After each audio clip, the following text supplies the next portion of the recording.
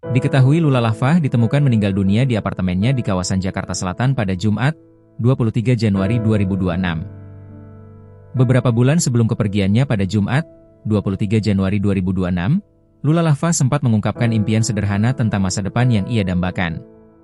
Dalam pengakuannya, Lula ingin menjalani pagi dengan mengurus suami dan anak, lalu menyempatkan waktu untuk aktivitas ringan sebelum kembali menjemput sang buah hati.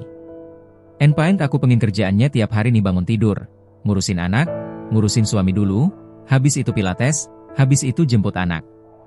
Udah kayak gitu aja," ujar Lula Lafah dikutip dari kanal YouTube YB yang diunggah pada 19 November 2025.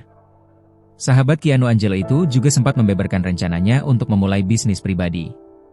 Namun, rencana tersebut harus tertunda karena kesibukan lain yang datang secara mendadak. "Aku mau mulai bisnis. Yang sebenarnya harusnya aku kerjain kemarin Agustus cuma tiba-tiba dapat film jadi nggak bisa photoshoot, nggak bisa ngapa-ngapain jadi aku hold," tutur Lula. Sayangnya, keinginan sederhana itu belum sempat diwujudkan bersama Reza Arab.